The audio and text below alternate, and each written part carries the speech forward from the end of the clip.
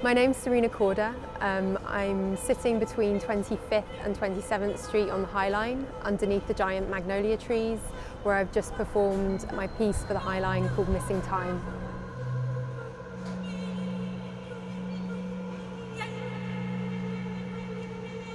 Missing time is actually a term used to describe the phenomenon that people who have been abducted by aliens experience. So when the abduction or the sighting of a UFO has occurred, they basically think that minutes have passed, but they could have been gone for days, hours, weeks, months, years.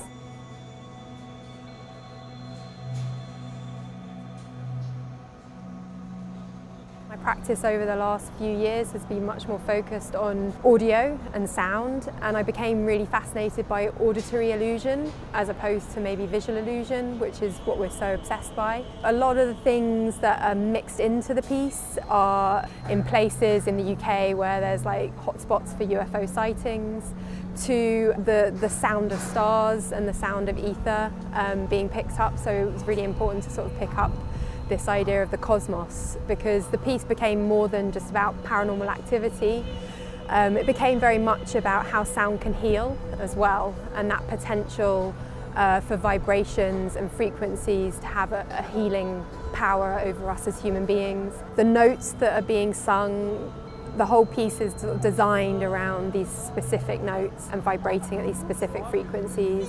What you experience when you get to the magnolia trees is you're given a set of headphones and you walk along the walkway and you come across the singers who are beneath the walkway, and they're singing around what looks like a decapitated head, and he's called Mike and he has two microphones in either ear.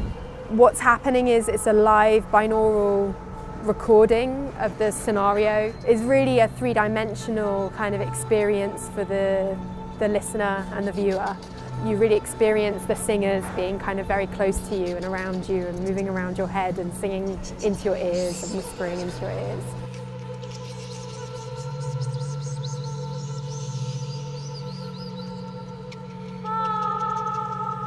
There was a lot of politics in my work, but I was so dismayed by what was happening in the world around me that I wanted to look beyond to see what else was out there. The best thing that I could do, rather than making a big political statement with my work, was actually to produce a piece that was actually more caring. The High Line was a really important place because of its history as a space that was once this sort of bustling industrial place, and it's had this massive shift into being this oasis in the middle of a city.